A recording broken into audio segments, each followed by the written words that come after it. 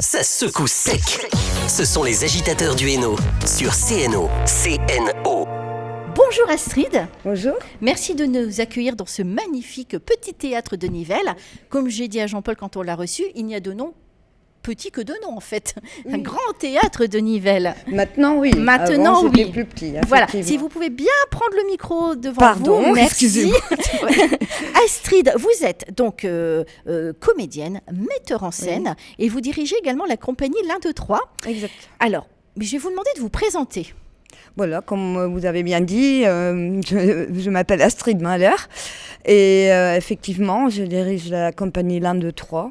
Je suis également aussi professeure de théâtre au Petit Théâtre de Nivelles, dans la petite salle pour l'instant.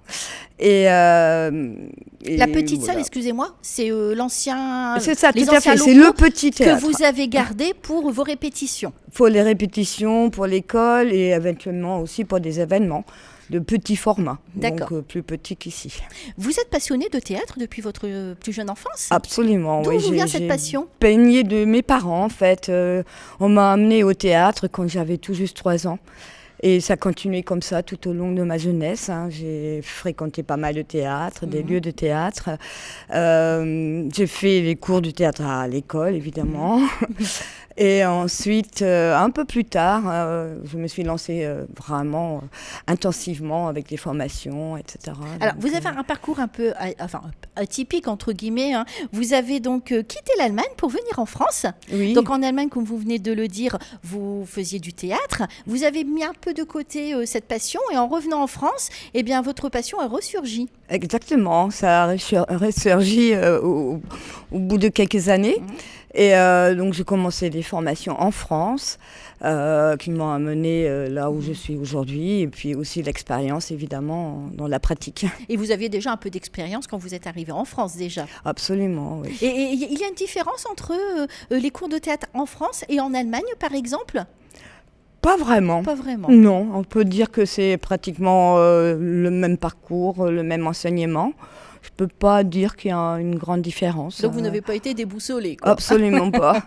Vous avez écrit votre première pièce, Lucie et les 7 clés, qui a été présentée au Festival d'Avignon. C'est une belle aventure, Astrid. Ah oui, c'est vrai que c'était assez comment dire, aventurière, parce qu'en même temps, je ne savais pas du tout où j'allais aller. Avec Lucie, c'était une pièce qui connaissait personne.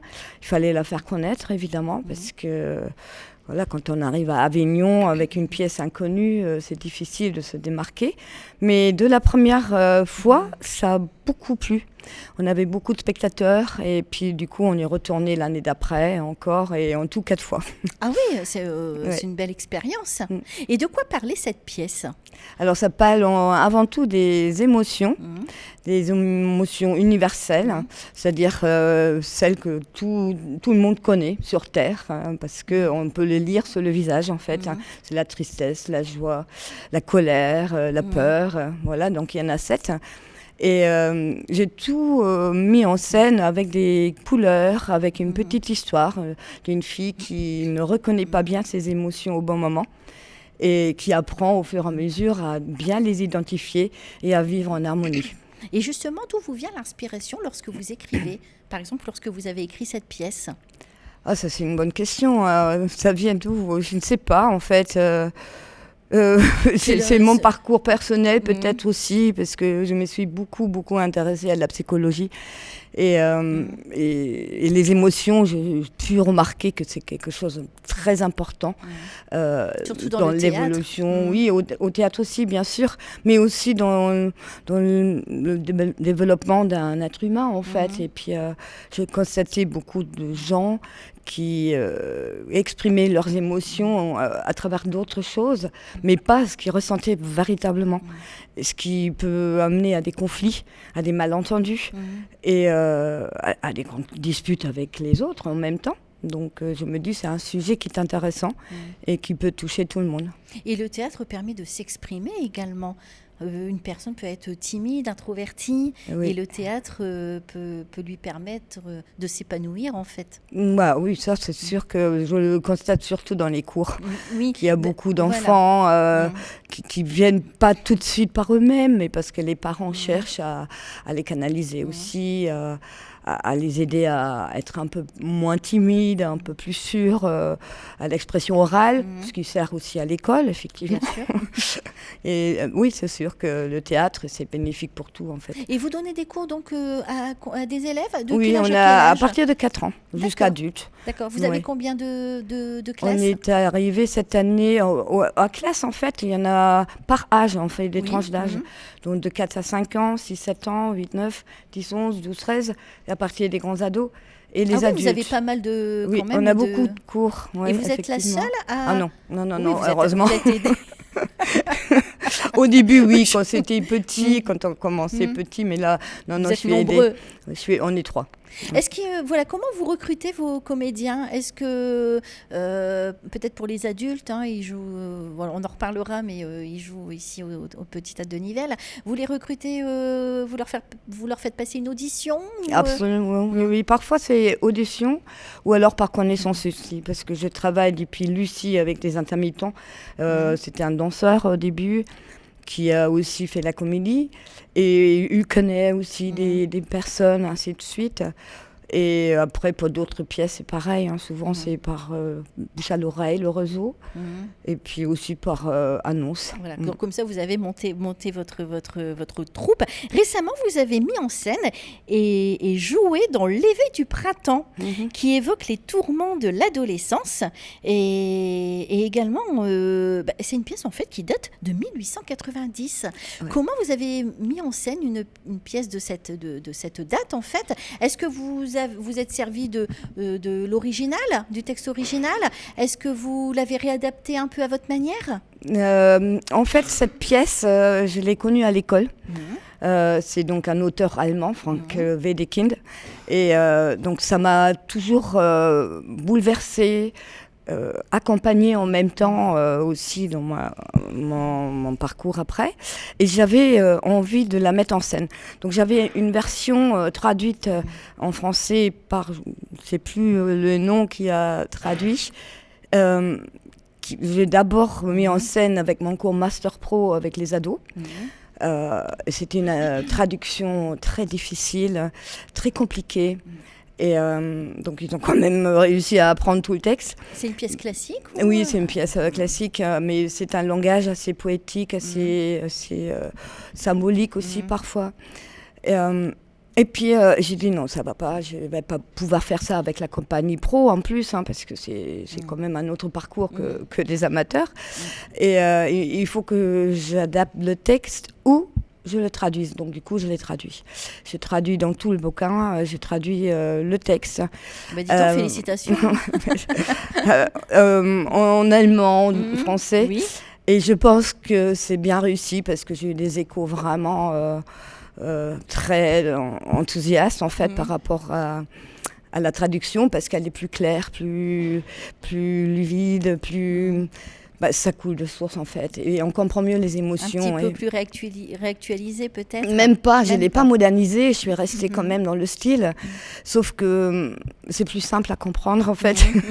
Et toute la poésie est restée, toutes les émotions et ça sort beaucoup mieux finalement. Ça se ressent beaucoup dans la pièce. Oui, aussi. absolument. Et c'est toujours un sujet d'actualité parce que les tourments de l'adolescence...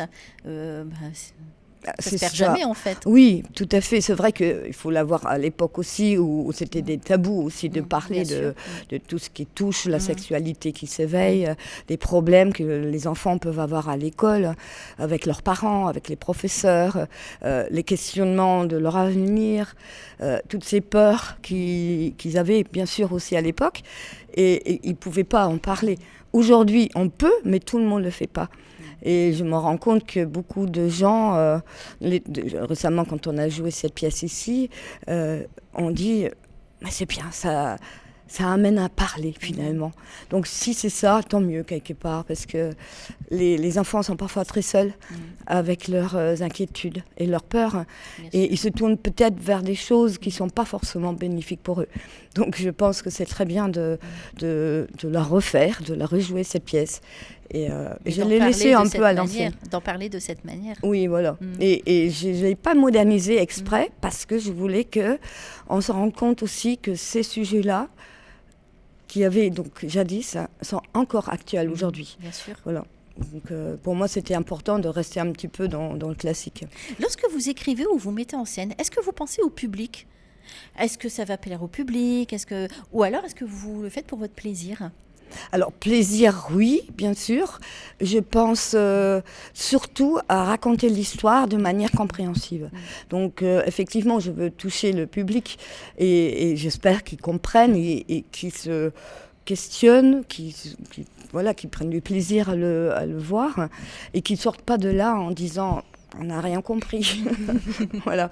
Donc effectivement, il y a un peu les deux façons oui, un peu des d'écrire. Deux. Oui, mais je n'écris pas premièrement pour. Donc c'est pas commercial dans le sens où j'écris quand même ce que moi j'ai envie de dire. Et le public s'adapte. Voilà. Oui. Voilà. Ils comprennent, j'espère, et puis après ils me suivent. Quelle est votre méthode de direction de comédien ? Alors c'est assez traditionnel, rituel. On fait des lectures et des lectures approfondies pendant quelques séances. Très important, la compréhension du texte, la compréhension des personnages. Je leur explique ma vision de comment je vois chaque personnage, comment je veux transmettre l'idée qui se trouve derrière la pièce. Et ensuite, on commence les répétitions scène par scène. Donc on met en place les scènes et puis on répète et encore jusqu'au moment où ça fonctionne. Et puis vous faites des italiennes, je suppose. Italienne moyennement en D'accord. fait. Franchement, non. Pour moi, c'est important quand même de les gens jouer sur apprennent leur scène. texte et voilà. Et quand ils ont leur texte au début, ils ont encore parfois leur texte en main, mais c'est surtout pour des placements. Et après, quand on connaît bien le texte, c'est important de jouer sur scène tel qu'on doit jouer. Et puis après, pour la mémoire, on peut faire des italiennes. Mais moi, je suis plutôt pour être sur scène. Être sur scène et jouer, commencer à jouer. De pratiquer. Le texte tout de suite. En ce moment, la compagnie l'Un, deux, trois joue Toc Toc et le Père Noël est une ordure. Donc, vous les avez réadaptées aussi, ces pièces ou... Non, pas vraiment. En fait, le Père Noël est une ordure, ça fait depuis longtemps qu'on la joue. Elle fonctionne, cette pièce. Oui, c'est vrai que c'est annuel, disons. On ne la joue pas en été. Donc, il y a des gens qui reviennent la voir encore et encore et qui connaissent parfois même certaines répliques, évidemment. Non, je l'ai laissé vraiment comme on a pu la voir au Splendide à l'époque. Et par contre, Toc Toc, c'est un peu différent dans ce sens où il y a des personnages, il y a des hommes et des femmes, je ne sais plus combien dans la pièce initiale, mais en tout cas j'ai dû adapter parce que mes comédiens ne correspondaient pas. Donc du coup il y a des rôles d'hommes qui sont devenus un rôle de femme, etc. Mais sinon c'est pareil. Voilà, mais de toute façon c'est tellement bien joué, j'ai envie de dire. Le temps passe vite. Astrid, deux, trois petites questions. Quelle est la pièce de théâtre qui vous a le plus marqué ? Que j'ai mis en scène, que j'ai joué. Pas vos pièces, mais une pièce qui existe déjà, qui vous a plu. Il y en a plein. Oui, j'imagine. Là, c'est difficile, j'aurais dû réfléchir avant. Mais là, je pense tout de suite à une pièce des Caron de Fausse Note, ça s'appelle. Ça parle, c'est un peu sous fond de Deuxième Guerre mondiale. Après, et une revanche en fait, et puis c'est tellement bien joué, tellement bien écrit, c'est un genre de thriller sur scène. Enfin, il y en a plein d'autres, effectivement, donc c'est difficile. Quel est votre acteur ou actrice de théâtre préféré ? Une bonne question aussi, ça. Il y en a beaucoup. Évidemment, Pierre Arditi, quelle question. Pierre Arditi, oui, forcément, on est... Pierre Arditi, effectivement, notre cher parrain, on vient de voir aussi une pièce. Je me souviendrai de presque tout. C'est sa dernière pièce qu'il joue actuellement au Théâtre Montparnasse, qui est très bien. aussi. Je conseille à tous ceux qui aiment Pierre Arditi et le bon théâtre à aller voir à Paris. Magnifique acteur, Pierre Arditi. Une dernière question. Votre prochaine création, votre prochain projet, de quel sujet va-t-il s'agir ? Top secret. On n'aura pas l'exclusivité dans les agitateurs. On vous suivra, Astrid. Oui. Vous avez quelque chose à rajouter ? Écoutez, c'est très gentil en tout cas de m'accueillir. C'est nous qui vous remercions de nous avoir accueillis dans ce magnifique endroit. Voilà, la salle Pierre Arditi, on le rappelle. Merci Astrid. Merci à vous. Et je vous souhaite bonne continuation et à bientôt. Merci beaucoup. On marque une pause. Vous avez la possibilité de nous retrouver sur Facebook Live et YouTube Live. À tout de suite. Ça secoue sec. Ce sont les agitateurs du Hainaut sur CNO. CNO.